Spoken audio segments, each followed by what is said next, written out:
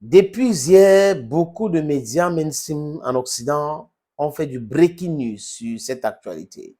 Breaking news. 26 prisonniers russes et occidentaux ont été libérés.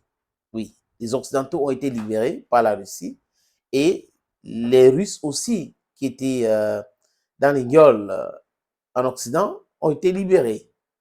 C'est un fait, certains journalistes que les Russes considèrent comme espions ont été libérés. Il y a la guerre en Ukraine. On nous parle de, les Américains vont ajouter encore 1,7 milliard, ils vont donner 44 milliards, ils vont donner tel nombre de milliards. Mais avec tout cela, les amis, le téléphone reste ouvert, les contacts sont toujours là. Les gars maintiennent leurs contacts parce que c'est nécessaire pour eux. C'est important pour eux, les amis. Ils maintiennent leur contact avec la Russie.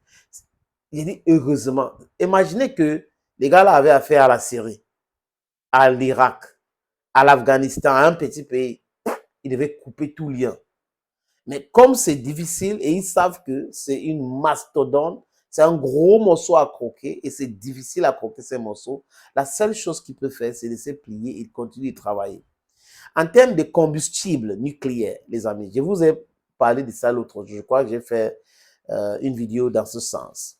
Pour vous dire que Framatome, qui est une société française, qui est spécialisée dans la construction des centrales nucléaires et approvisionnement des combustibles nucléaires dans ces différentes centrales qu'elle construit, travaille avec Rosatom.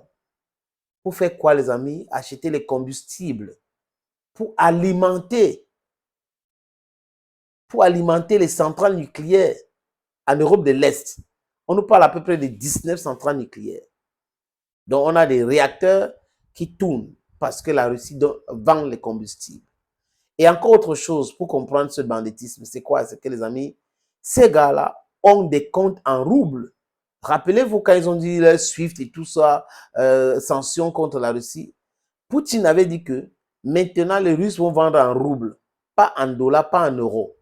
C'est comme ça. Si vous achetez quelque chose en Russie, vous devrez acheter en roubles. Donc, tous ces gars-là ont le compte en roubles. Ils achètent toujours le pétrole, ils achètent toujours le gaz, mais ils prétendent détester la Russie, ils parlent mal de la Russie et les autres ne devraient pas travailler avec la Russie vraiment. Non. Quand ça concerne l'intérêt de l'Occident, les amis, ils ne badinent pas avec. Les gars ne jouent pas avec l'intérêt. Mais ils poussent les autres, à jouer avec leur propre intérêt.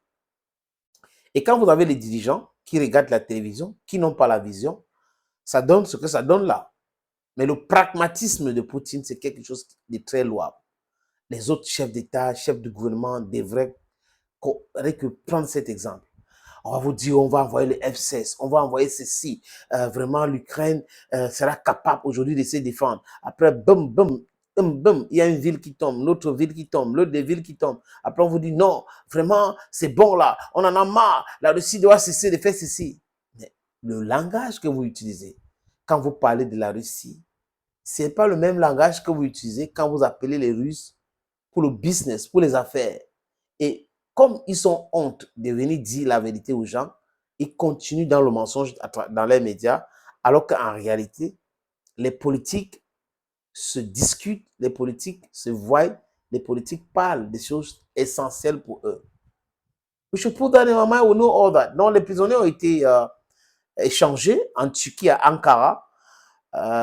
Erdogan, il est dans l'OTAN, mais apparemment il est non aligné, donc c'est à travers son pays que ils ont essayé de libérer certains prisonniers.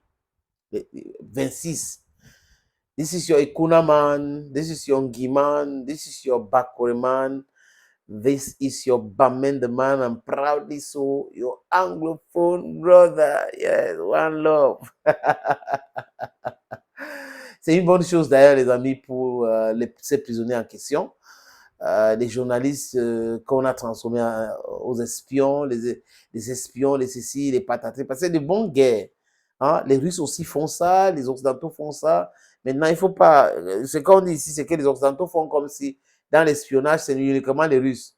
Oh, il y a l'espionnage, et ceci, non. Tout ce pays sont dans l'espionnage. Ils font dans ça, et nous tous nous savons aujourd'hui, les amis. Sinon, pourquoi est-ce que c'est tellement facile d'échanger les prisonniers? Vous croyez que si l'Occident pensait qu'elle avait raison, elle devrait accepter ces choses? Non. C'est que c'est comme ça qu'ils fonctionnent. À un moment donné, ils se rendent compte que leur message ne passe pas. Et là, ils sont obligés d'être corrects avec la Russie. Donc, du moins dans ce sens-là. Donc, les prisonniers ont été échangés. C'est du breaking news partout. Ça démontre encore que les Occidentaux sont des hypocrites. Pendant qu'ils disent qu'ils sont en train de combattre les Russes, ils travaillent avec les Russes. Du côté économique, dont la matière première et autres, ils continuent d'acheter. Les Américains achètent l'uranium de la Russie. Les Européens, à travers Framatome en France, achètent toujours le combustible pour les réacteurs nucléaires parce que c'est compatible avec les centrales nucléaires à l'Europe de l'Est. Donc, vous voyez que tout cela, les amis, quand quelqu'un regarde ça, il met les organes, il dit oui, c'est mal comprendre cette histoire. Lavrov avait bien dit que l'Occident, c'est un empire de mensonges. Et là, il n'avait pas tort. Thank you, friends. Bye-bye.